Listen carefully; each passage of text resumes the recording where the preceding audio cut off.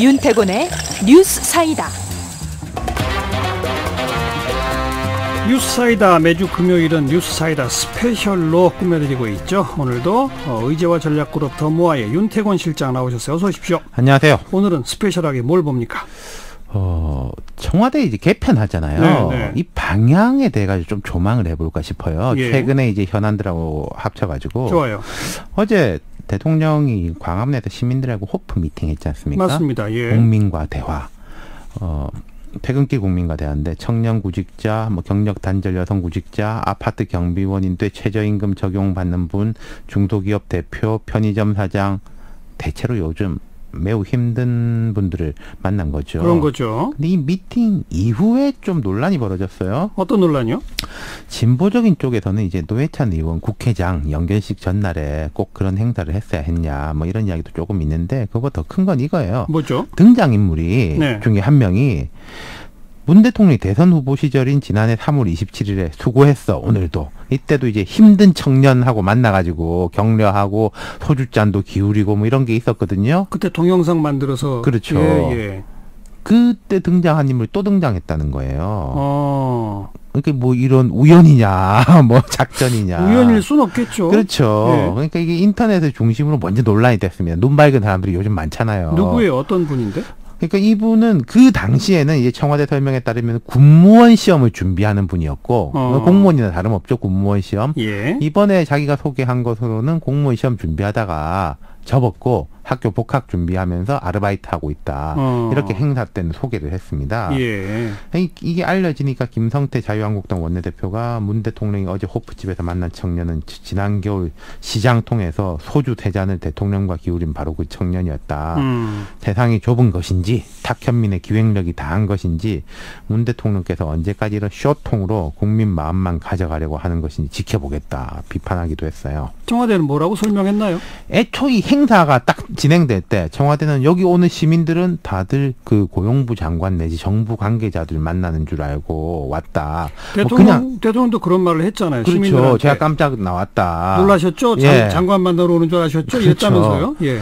그렇게 밝혔거든요. 하지만 논란 후에 그 배모 씨 청년에 대해서만 대통령 일정임을 알고 온 유일한 참석자다 정정을 했어요. 그럼 청와대에서 이런 말도 한 게, 과거에도 대통령이 이제 이런 일이 있는데 노량진에서 이제 수험생들, 경찰 준비생들을 만났는데 네. 대통령 되신 후에 마침 그 수험생 중에 한 분이 경찰이 됐어요. 예. 현장에서 만나가지고 이제 격려하고 그랬거든요. 그것하고 이제 같은 컨셉이다 이랬는데, 근데 그 경찰은 만날 때 바로 그런 이야기를 한 거고, 예. 이분은 논란이 되니까 뒤에 말하자면 설명을 한 거거든요. 그렇군요. 그러니까 이건 청와대가 기획 의도를 가지고 이런저런 분들을 초대한 건데, 그렇죠. 지난번 한 번 그렇게 이벤트를 했던 분을 또 초대한 거군요. 이번에는. 그렇죠.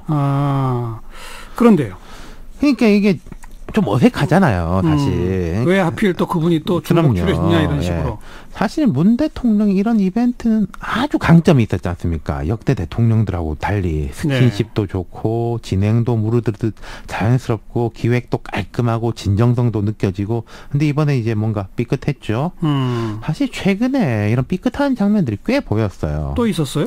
최저임금 논란 초반에 이제 부작용이 있니 없니 하면서 통계 오류 논란이 벌어지고 홍장표 경제수석이 나와서 설명했는데, 맞아요. 또 거기 말이 다르고 대통령이 말씀하신 통계 자료가 적절한 거냐, 그러다가 이제 꼭 그것 때문인지 모르겠지만 청와대 경제수석이 교체됐고, 네. 그리고 지금 대통령 공식 연설에서도 소소하지만은 팩트 오류들이 좀 발견되고 있거든요. 네. 그러니까 이런 것들과 어제 단행된 청와대 개편하고 좀 연결시켜 보자 이거로군요. 그렇죠. 예. 자, 여기 한번 대입해서 보죠. 소상공인 및 자영업자, 어제 이제 힘든 사람들 만났으니까 그 경쟁력 제고 차원에서 자영업 비서관이 신설되죠. 신설됐죠. 예, 일자리 수석실 하나.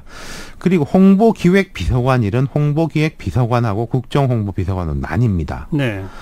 홍보기획 비서관은 국정홍보를 기획하고 국정홍보비서관은 각 부처 간 정책 홍보를 조율한다는 게 청와대 설명이에요. 아하. 연설비서관도 연설비서관하고 연설기획비서관으로 분리가 됩니다. 그런다면서요? 여기도 이제 기획이 들어가죠. 예. 근데 글 쓰는 건 말하자면 연설비서관이 하는 것이고, 연설기획비서관은 이제 글의 뭐 주제라든지 얼개라든지 뭐 정책적인 방향이라든지 이런 부분에 대해서 보겠죠. 글쎄, 근데 이거는 이렇게 구분이 될지 잘 모르겠는데. 어쨌든요. 그러니까. 네. 대신에 이제 정무기획하고 정무비서관은 하나로 합쳐지고, 자치분권비서관하고 균형발전은 자치발전비서관 통합되고, 사이버 안보하고 정보융합은 사이버 정보비서관으로 통합되는데, 컨셉 좀 보이시지 않습니까? 좀 설명해 보세요.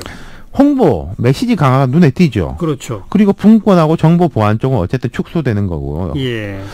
최근에 이제 문 대통령이요, 홍보에 대한 이야기를 부쩍 하고 있어요. 다른 대통령들도 어느 시점인가 이럴 때들이 많았습니다. 정부가 하는 일을 왜 국민들한테 제대로 설명 못하냐, 이런저런 일들이 있는데 예, 정책 예. 홍보가 안 되니까 정책이 이제 구현이 잘 안 되는 거 아니냐, 이런 거거든요. 근데 그동안에 현 정부는 정말 홍보라고 하면은 역대 정부 중에 최강이었죠.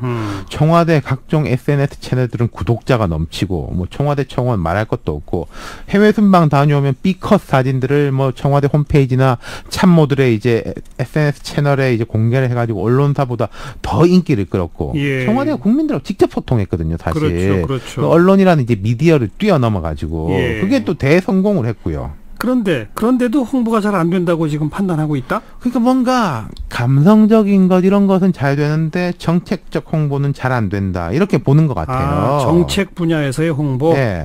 최근에 보면 폭염과 원전을 연결시키는 보도에 대해 가지고 아주 예민한 반응을 보이기도 했고. 대통령이 직접 이거 언급했죠. 그렇죠. 예.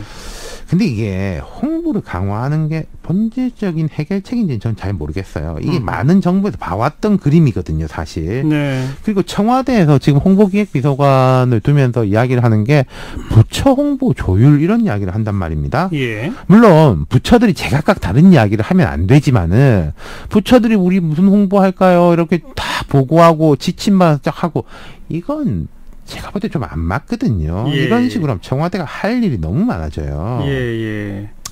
연설비서관의 분리도 그렇게 볼 수 있을 겁니다. 참여정부 때 연설비서관, 연설기획비서관이 따로 있었어요. 그때도 따로 있었어요? 예. 그러니까 지금 볼 때 청와대에서 대통령이 이제 그 여러 연설들의 진정성, 감동을 주는 것, 이런 거는 괜찮은데, 네. 뭔가 이제 정책적인 부분, 앞으로 경제라든지 이런 쪽에 수요가 되게 많을 거 아니겠습니까? 그럼요. 그런 부분에 대해서 좀 아쉬움을 느끼지 않나. 그렇기 때문에 연설기획비서관이 이제 올린다. 네. 이렇게 볼 수 있는 것 같아요. 예. 그런데 이제 줄어드는 부분은 분권 쪽은 개헌 준비하면서 이제 그림을 거의 그려놨기 때문에 일이 줄어들었다고 보는 것 같고, 정무 파트가 하나로 줄어드는 것은 글쎄, 이게 앞으로 여당과 소통은 물론이고 야당과 협치 이런 것들을 보면 정무적 수요가 많을 것 같기도 싶은데, 글쎄요. 그리고 이게 좋은 면도 있고 나쁜 면도 있겠지만 참여정부 때 겹치는 게 많아요. 참여정부 때도 뒤에 보면은 정무수석을 아예 없애고 정무비서관만 뒀거든요. 글쎄요. 저도 그 개편안 보니까 정무수석 산하의 비서관실이 딱 한 명. 2개로 지어보는 게 그렇죠. 있더라고요. 예. 원래는 4개씩 있었는데. 예. 글쎄요. 어쨌든 이번 개편의 핵심은 홍보와 메시지 강화다. 그렇죠. 자영업 비서관 신설도 상당한 의미가 있지만은 이제 그쪽이 눈에 띄는 것이고, 제가 조금 우려가 되는 게 이런 거예요. 저는 이제 홍보라는 말보다 소통이란 말이 더 많이 나와야 되지 않나 싶거든요. 홍보와 소통은 다르죠. 그렇죠. 물론 예. 단순화시켜서 말할 수는 없지만 아주 제가 단순화시켜 보겠습니다. 지금 정부가 하는 일을 국민들이 몰라가지고 정책 집행이 잘 안 되고 있는 것이냐, 아니면은 국민들의 세세한 사정이 정책 입안자들한테 잘 전달이 안 돼가지고 정책의 현실성이 떨어지는 것이냐. 네. 전자라고 보면 홍보 강화한 거고, 후자라고 보면 소통 강한 거예요. 그런데 지금 청와대는 전자로 본다. 그렇죠. 이제 자체 홍보 기능을 늘리고 있고, 또 이제 10여 개 부처에서 이미 작가, 영상 PD, 영상 디자이너로 구성된 팀을 꾸려놨습니다. 부처별로? 이것도, 예. 부처 간에 이제 홍보 강화하라. 아마도 하반기부터는 각 부처에 자체 홍보물들이 많이 나올 겁니다. 예. 이게 그런 거 아니겠습니까? 기본적으로 일을 잘하면은 홍보물에 대한 평가도 좋을 것이고, 일을 못하면은 홍보물을 뭐 아무리 이제 잘 만들더라도 이제 별로 이제 효과가 없겠죠. 그게 정답이죠. 네. 홍보보다는 일의 내용, 그것이 정말 현실화돼서 국민들 피부에 와닿느냐, 네. 이게 더 핵심이죠. 그렇죠. 네. 여기까지 합시다. 수고하셨어요. 감사합니다. 윤태곤 실장이었습니다.